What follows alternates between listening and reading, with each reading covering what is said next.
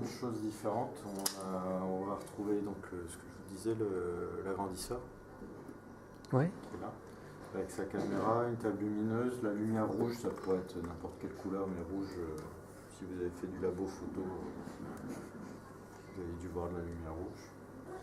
Et donc il y a un ordi qui a été un peu dépassé au bout d'un moment, qui s'est retrouvé avec un deuxième là-bas, quelques contrôleurs, il y a des pédales ici. Donc j'ai un stock d'images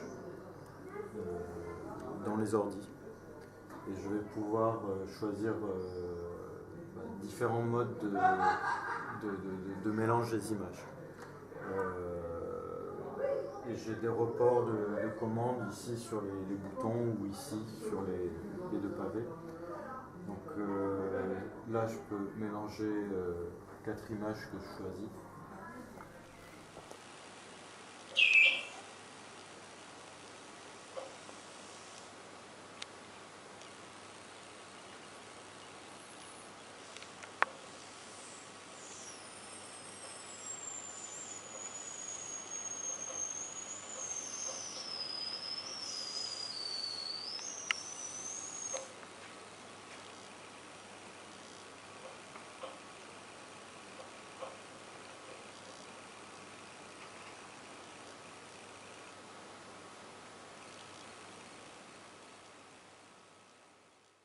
Alors là, ici, il est purement visuel. Il y a un autre dispositif sur le son que j'ai bossé. Il y a quelques limites avec Pure Data, et puis il y a une grosse limite humaine quand même, qui est de gérer tout ça.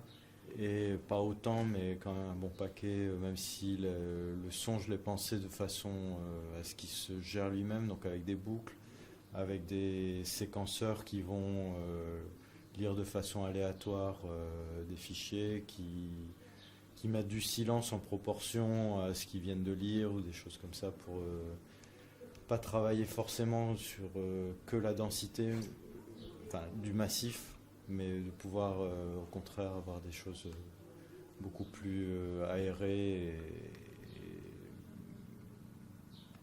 moins dans ouais, moins vers le bruit blanc en tout cas. Là aussi on revient sur c'est pratiquement que de la prise de son. Jusqu'à présent ça a été de la stéréo, quitte à le diffuser en quadri avec des fausses, enfin en répliquant une paire stéréo à l'envers derrière. Mais là, à terme, je voudrais recommencer en gros tous les sons, enfin refaire des nouveaux en tout cas, en quadri, réel, et le bosser à partir de ça. Et après, il y a eu des idées qui n'ont pas forcément été suivies, mais d'essayer de voir en analyse d'image, est-ce qu'il y avait sur des rythmicités de l'image, sur des changements comme ça, est-ce qu'on peut lier ça au son ou est-ce que ça finit par être saoulant parce que tout bouge en même temps, c'est trop unique quoi. Alors que de pouvoir programmer plus ou moins des sons, d'envoyer telle série de banques de sons d'un coup et avec tel paramètre et de dire ok là c'est une séquence de jeu sur tel type de preset sonore et de pouvoir se concentrer sur un truc à la fois sans avoir besoin d'être en train de sans arrêt de revenir parce que mine de rien il y a souvent une main voire les deux sous la caméra, il y en a une qui va aller sur les boutons, il y a un moment où ça fait enfin, il faudrait un troisième bras, quatrième et un deuxième cerveau.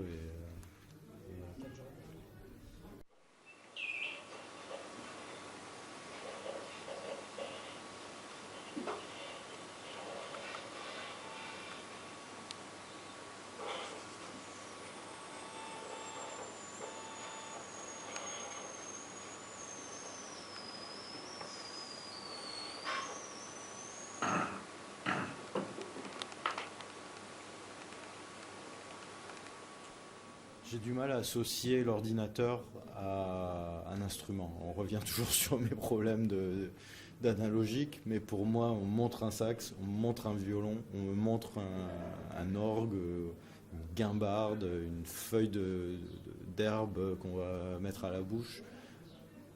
Il y a une attente du son que ça fait, mais il y a aussi des détournements de ces instruments. C'est-à-dire qu'on va pouvoir jouer de ces instruments de façon atypique.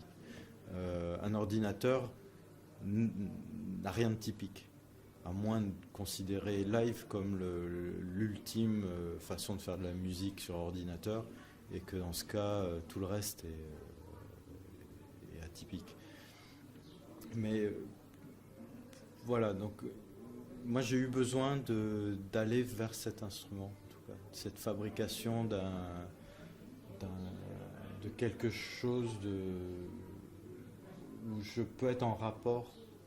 Je suis pas en train de bouger juste un tout petit bouton avec une lumière blafarde qui me donne un teint de quelqu'un qui n'est pas sorti de sa chambre depuis 3 mois.